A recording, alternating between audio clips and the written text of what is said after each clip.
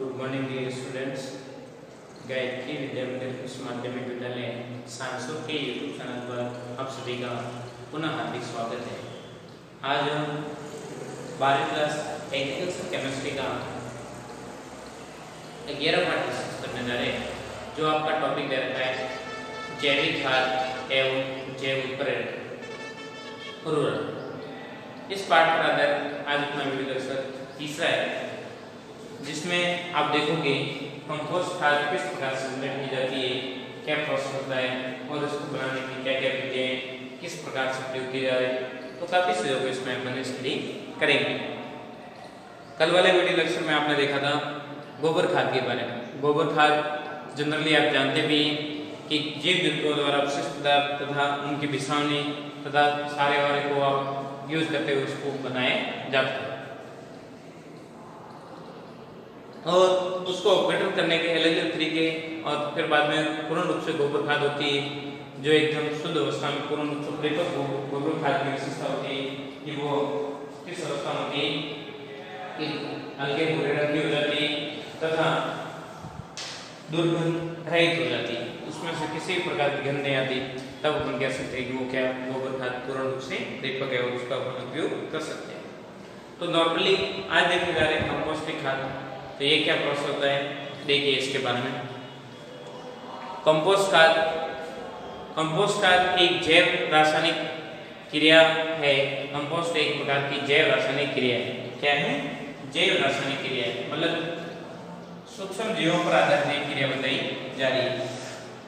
दिमाग बात देगी जैव रासायनिक क्रिया जिसमें कार्बनिक पदार्थों को वायवीय तथा अवायवीय जीवाणु द्वारा अपघटन करके बारीक खाद बनाते हैं।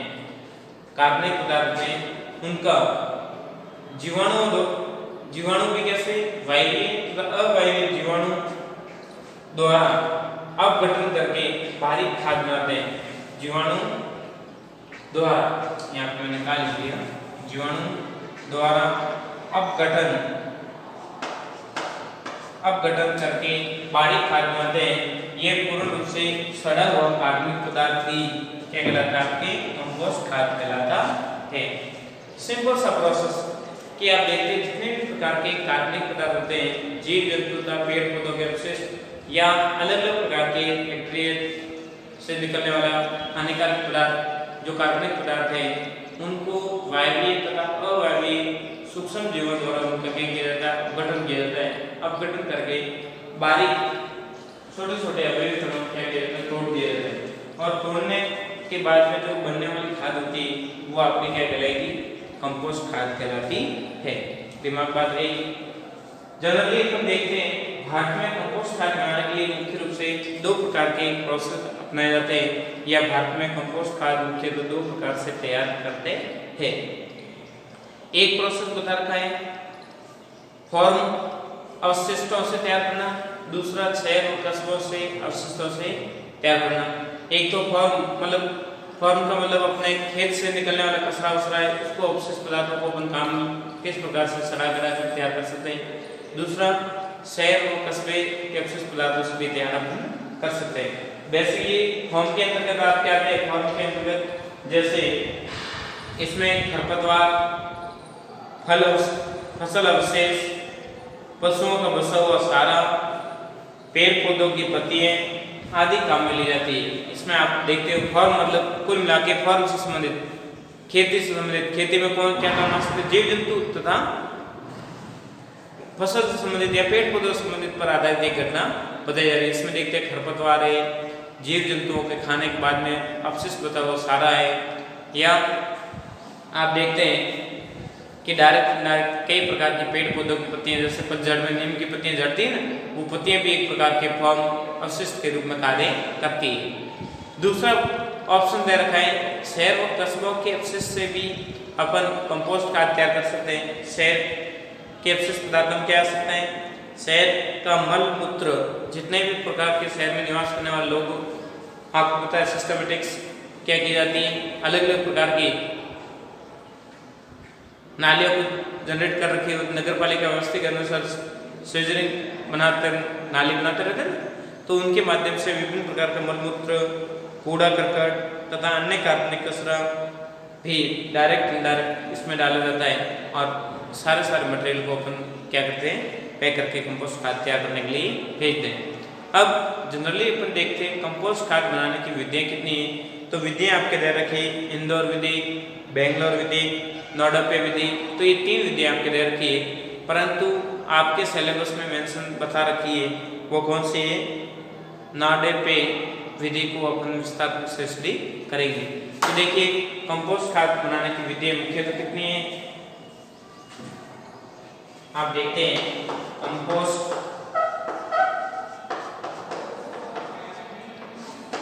खाद बनाने की मुख्य विधियाँ।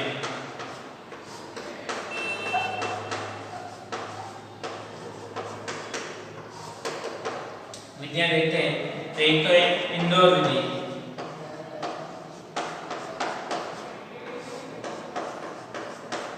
बेंगलोर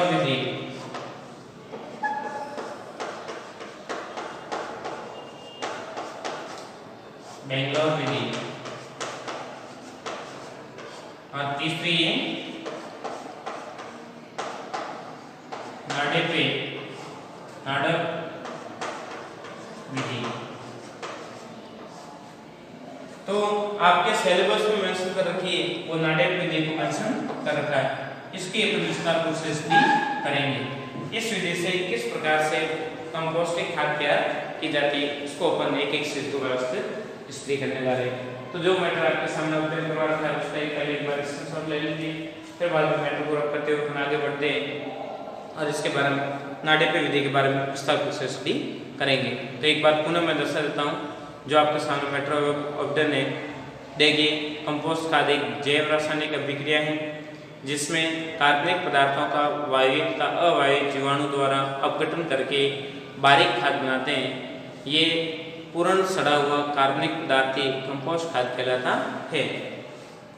भारत में कंपोस्ट खाद मुख्यतः 2 प्रकार से तैयार की जाती है, फॉर्म अवशिष्टों से और दूसरा है शहर व कस्बों के अपशिष्ट पदार्थों से। जनरली आप देखते हैं कि कंपोस्ट खाद बनाने के लिए मुख्यतः 3 विधियाँ काम में आती है, एक तो इंदौर विधि, बेंगलोर विधि और तीसरी बताई जा रही है वो कौन सी है, तीसरी है नोडापे विधि,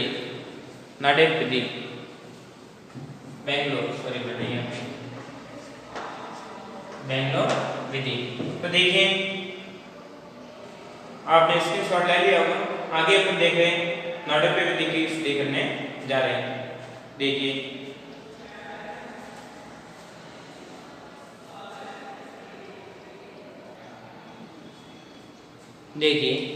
नोडापे विधि का प्रोसेस क्या है, ये विधि कहाँ पे प्रचलित है और सर्वप्रथम इसका आविष्कार किसने करने का काम किया है।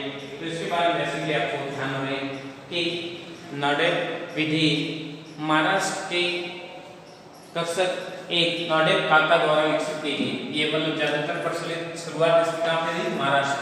कहाँ पे शुरुआत हुई, महाराष्ट्र में, और इसको विकसित करने में मुख्य भूमिका रही नोडापे काका की। किसान इस कर्षक की विशेष भूमिका इसमें रही है। नोडापे विधि में आप कंपोस्ट खाद बना रहे हैं तो इसके लिए आवश्यक सामग्री क्या क्या बता रखी है कि आप देखते हैं फॉर्म अवशिष्ट जिसमें पेड़ पौधे या आप देखते हैं पत्तियां या विभिन्न प्रकार के पौधों के डंठल, उनकी अलग अलग कुल मिला के फॉर्म अवशिष्ट की कितनी रिक्वायरमेंट रहती है। वनस्पति के संबंधित वनस्पति की इसमें रिक्वायरमेंट रहती है कि 1400 से 1500 केजी के आसपास, मतलब 14 से 15 क्विंटल तक आपको उसमें वनस्पति अपशिष्ट पदार्थों को मिश्रण किया जाता है।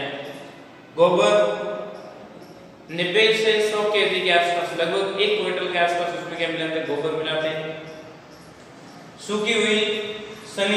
सूखी सनी मृदा, मतलब अपन कहते हैं सनित मृदा, मतलब सानली से अपन सान लेते हैं और सानने के बाद में जो बारीक एकदम पाउडर टाइप निकलती है ना, जिसको अपन मृतिका के नाम से भी इसको जाना जाता है। किसके नाम से, मृतिका, बहुत बारीक पाउडर। तो सूखी सनी मृदा की रिक्वायरमेंट रहती है लगभग कितने बता रखिए 1750 केजी के आसपास, मतलब 17 क्विंटल के आसपास लगभग सूखी मृतिका की आवश्यकता होती है। और मौसम के अनुरूप पानी मिलाया जाता है। मान लो वर्षा ऋतु है तो पानी कम रिक्वायरमेंट होती है और गर्मी ऋतु है तो उसमें पानी अधिक मात्रा में आपको मिलाना है और मिला के रख देते हैं। रखते कहाँ पे, ऐसे नहीं घर पे रखते हैं। तो इसके लिए क्या बनाते हैं, कंपोस्ट खाद बनाने के लिए प्रकार के नोडल पे टैंक का निर्माण किया जाता है। क्या किया जाता है, एक टैंक बनाते हैं, हद टाइप बनाते हैं और उसमें सारे पदार्थ को रख देते हैं और पूरे खाद को कन्वर्ट होने में टाइम बताया जा रहा है, प्रोसेसिंग टाइम, पूरी प्रक्रिया को कंपोस्ट खाद बनने में टाइम कितने लगेगा, लगभग 3 से 4 माह, मतलब 90 से 120 दिन के आसपास ये खाद आपके तैयार हो जाती है। इस खाद से प्राप्त, इस विधि से प्राप्त खाद में नाइट्रोजन की मात्रा बता रखी है 0.5 से 1.5%, फास्फोरस 0.5 से 0.9% और पोटेशियम 1.2 से 1.4% के आसपास पोटेशियम उसमें पाया जाता है।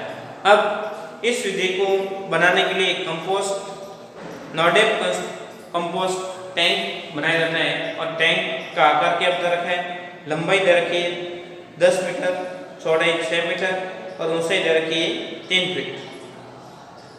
फिर बाद में और इसकी सतह की दीवार आपकी कितनी होती है, 9 इंच मोटी होती है और धीरे आप देखते रहते हैं, आगे की तरफ बढ़ते हैं तो उसके अकॉर्डिंग उसमें अलग अलग प्रकार की जुताई कर, तो मैं बता रहा हूँ। पहले नॉडेप टैंक बनाते कैसे उसको देखिए।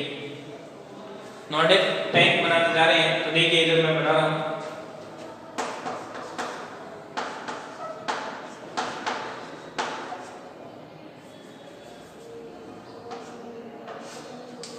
नॉडेप कंपोस्ट टैंक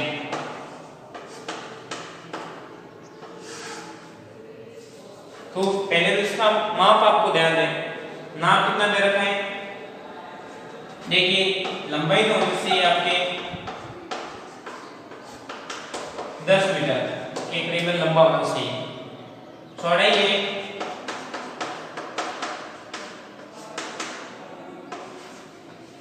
6 मीटर या 4 मीटर ले लो और गहराई दे रखी है, गहराई होगी 3 मीटर, गहराई कितनी दे रखी है 3 मीटर के आसपास उसकी दे रखी है आपने, क्या गहराई दे रखी है। फिर इसको बनाते हो, मान लो इस आकार का पूरे टैंक तो जनरेट तो कर लोगे और टैंक को जनरेट करने के बाद में फिर ईंटों को किस प्रकार से इसमें सेट किया जाता है, तो ईंटों को सेट करने का तरीका क्या रहेगा, ये 6 मीटर है। देखिए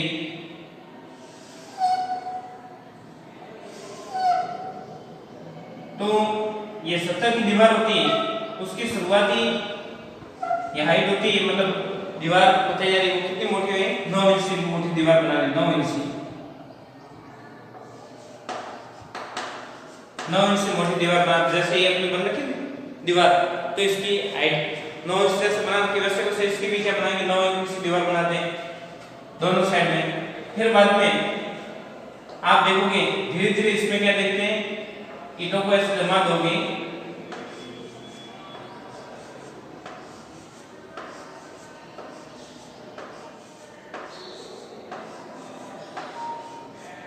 फिर बीच में क्या छोड़ना आपको, ब्लॉक क्या करना है, ब्लॉक छोड़ते जाना।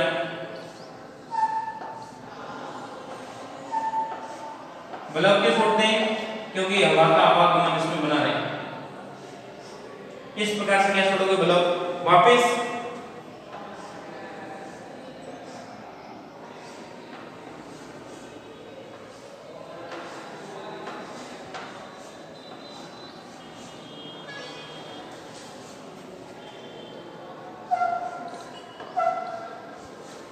तो ये यहाँ पे आपने क्या छोड़ रखे ब्लॉक, 7 सेंटीमीटर के क्या छोड़ रहे ब्लॉक, ये ब्लॉक है ताकि वायु का आदान प्रदान बना रहे।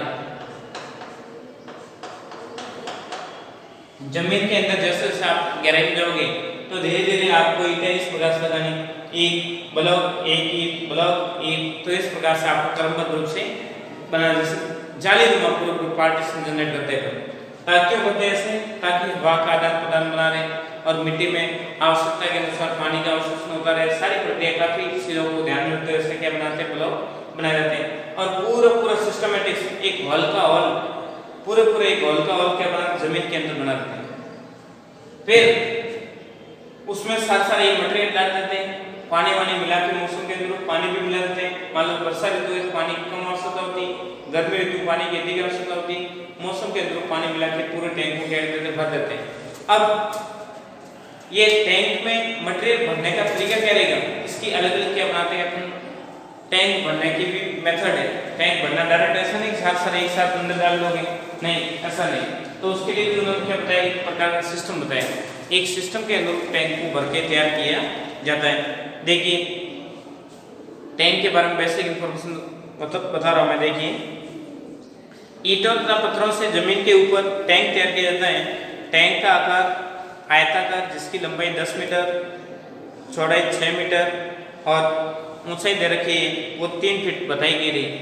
या तो गहराई में बनाओ या फिर ऊपर बनाओ, जो भी आपके टैंक का आकार दे रखा हो, कितना 3 मीटर दे रखा है गहराई।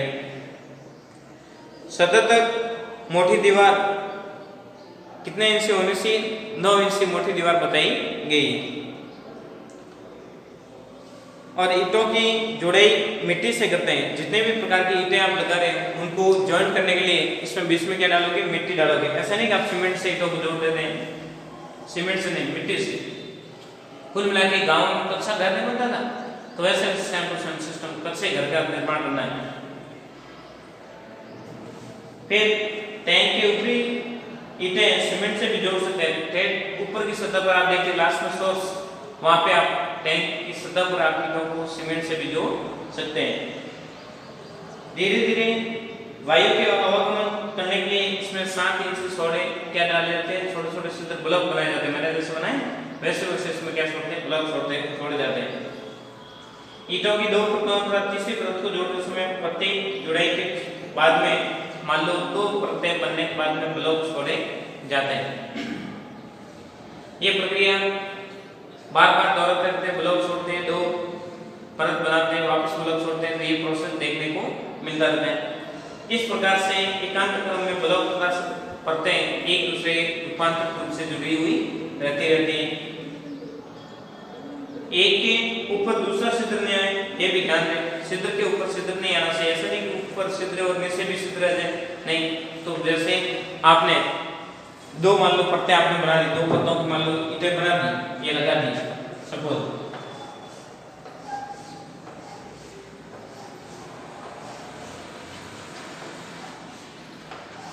अब ऐसा नहीं इसके नीचे वापस छिद्र आए, वो ध्यान दो, इसके नीचे छिद्र नहीं आए तो ईंटों को यहाँ पे लगाओगे तो छिद्र इसके नीचे नहीं आए, वापस छिद्र यहाँ पे आएगी, वापस इधर छिद्र इसके सीध में नहीं आना चाहिए, ध्यान रखना। उसको ध्यान में रखते हुए आप ईंटों को ज्वाइंट करते रहना। इस छिद्र की साइज की वो 7 इंच हॉल के रूप में आपको देखने को मिलनी चाहिए। कितने साइज के होंगे, 7 इंच हॉल बताए गए। तो इस प्रकार से आप पूरा टैंक जनरेट कर सकते हैं, दिमाग बात रहेगी। आगे देखिए, आगे तो देखते हैं कि टैंक भरने की विधि क्या है, टैंक किस प्रकार से भरा जाता है। तो टैंक भरने की प्रक्रिया एक विशेष प्रकार का प्रोसेस होता है। टैंक भरने से पूर्व गोबर के घोल का छिड़काव टैंक के नीचे की तथा दीवारों के अंदर के भाग को कर लेना उचित बताया गया है। टैंक के अंदर का बाद सभी स्थान पे क्या करें, गोबर का लेप करें, गोबर का घोल डाल दें, ताकि मतलब किसी प्रकार का संक्रमण नहीं हो, किसी प्रकार की प्रक्रिया नहीं हो। आगे टैंक की भरपाई 48 घंटे में पूर्ण कर लेने से अन्यथा कंपोस्ट बनने की प्रक्रिया में बाधा उत्पन्न होने की भी संभावना रहती है। टैंक रेगुलेटरी प्रोसेस के अकॉर्डिंग 48 घंटे का समय के अंदर पूरा टैंक को भरना अनिवार्य होता है। जितना फास्ट करोगे उतना आपकी खाद अच्छी बनती हुई पाई जाती है। बाकी विभिन्न प्रकार के संक्रमण होकर उसमें खाद अच्छी क्वालिटी की नहीं बन पाएगी।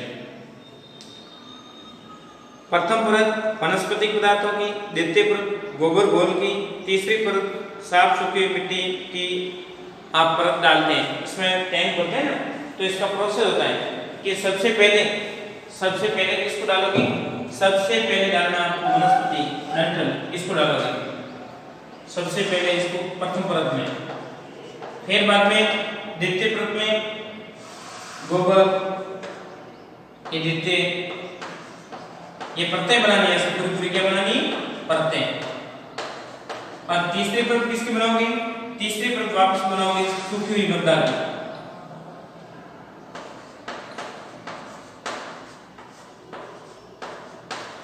तृतीय परत। और फिर बाद में ऊपर से क्या करोगे, थोड़ा बहुत पानी छिड़काव करोगे, क्या करोगे, पानी का छिड़काव करोगे, फिर पुनः प्रथम परत, द्वितीय परत, तृतीय परत, इस प्रकार से क्रमबद्ध रूप से परतों का निर्माण करते रहते हैं। और लास्ट में जाके टैंक जब फुल हो जाता है, उसके ऊपर संयुक्त मृदा को डाल के फिर पूरे टैंक को क्या करते हैं, ब्लॉक कर देते हैं, पानी का छिड़काव करके। और कुछ समय के बाद में देखते हैं आप धीरे धीरे अपना जो आपने मटेरियल भरा था उसका किण्वन प्रोसेस के अकॉर्डिंग जैव रासायनिक अभिक्रिया के दौरान विभिन्न जीवाणु द्वारा उसका अपघटन होगा, और अपघटन होकर फिर बाद में आपके कंपोस्ट खाद क्या हो जाती है, तैयार हो जाती है। टाइमिंग इसके लिए लगता है आपके 3 से 4 महीने का समय लग जाता है, दिमाग बात रहेगी। आगे देखिए, कंपोस्ट खाद की भरपाई के प्रोसेस के बारे में आपने देखा। इस प्रकार से तीनों प्रमुख को टैंक को बार बार परतों को एक क्रमबद्ध रूप से द्वारा तैरते, मतलब प्रथम द्वितीय तृतीय, प्रथम द्वितीय तृतीय, क्रम रूप से इस प्रकार से तीनों को बार बार दोहराते रहना चाहिए। फिर आप देखते हैं कंपोस्ट प्रयोग करने के लिए सामान्यतः फसलों में 10 से 15 टन प्रति हेक्टेयर का, सब्जियों वाले में 20 से 25 टन प्रति हेक्टेयर कंपोस्ट खाद की बुआई के साथ में या बुआई से 1 सप्ताह पूर्व डालकर हल चलाकर मिट्टी मिलाना उचित बताया गया। कंपोस्ट खाद को मिलाने से ये उचित समय क्या बता रखा है, कंपोस्ट खाद प्रति हेक्टेयर मान लो सामान्य फसल आप बो रहे हैं तो उसके लिए बता रखी कितनी क्वांटिटी, सामान्य फसल के लिए तो इसकी कंपोस्ट खाद की रिक्वायरमेंट रहती है